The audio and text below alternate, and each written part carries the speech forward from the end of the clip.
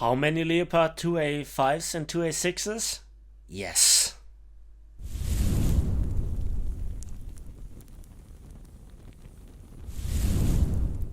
Hello there, and welcome back to War Thunder. Today, for your pleasure, I'm playing the FlaRakRad, or to give it its full name, the Flugabwehrraketensystem Roland auf Radkraftfahrzeug. Isn't German a beautiful language? Yes, it is.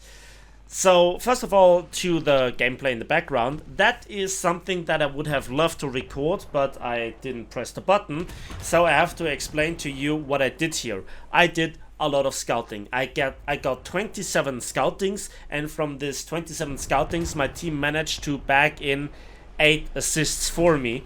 And I also got then finally something to shoot in the air a bit later.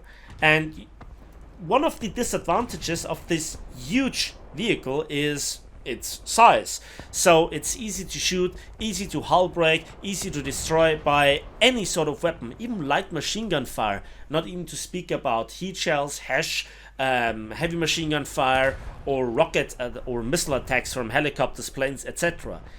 It is enormous. It is longer, higher, and wider than the mouse, but it has cardboard as armor. Not a good mixture. Also, it looks just like a different platform for the Roland weapon system, or to give it its German name, Roland, or to give it its French name, Roland. 3 different languages, that's getting out of hand. But it shows that this tank can actually be useful because of its size, because you can actually look over cover. Not a lot of other tanks, especially a top tier, could. And so you can scout, and this is something very helpful to support your team, because you have a lot of time to look around and to spot enemies. Also in the gunner's view you have thermal imaging, which is quite nice.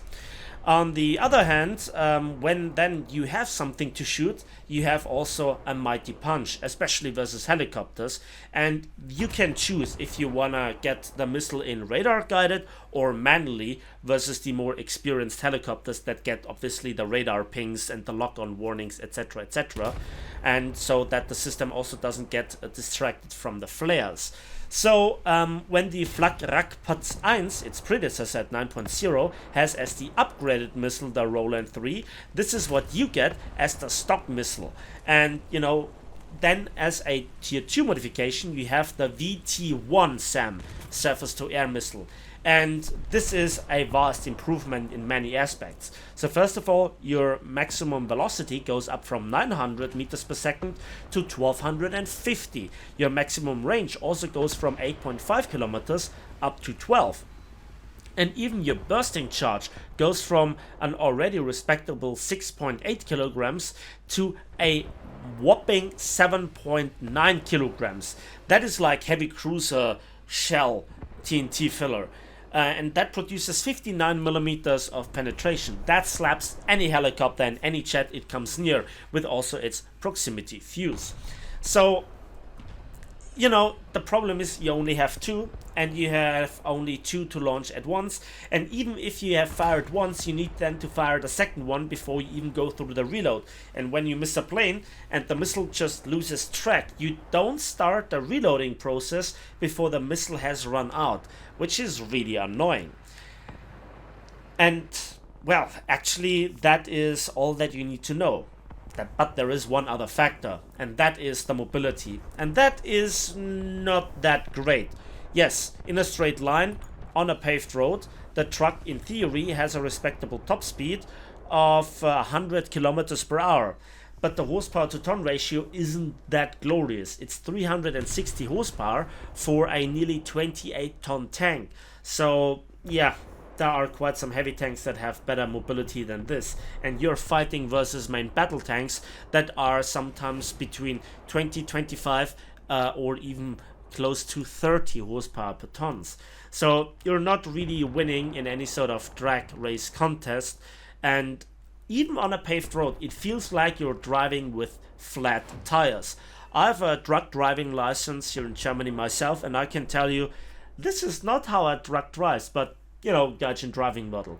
And especially it gets really bad when you are then on medium terrain, and especially mud, then it's really painful. So at least you got now a lot of stuff from light tanks, like the scouting, the artillery, but also the ability to help others to repair. And that is really cool.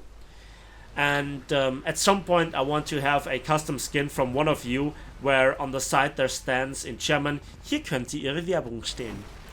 Only Germans know what I'm talking about. Anyway, so not every map is really suited for it, and other nations' SAM systems or SBA systems are a bit more versatile. Think about the ADATs, think about the Tunguska, and even the Striker, if it would work, that is.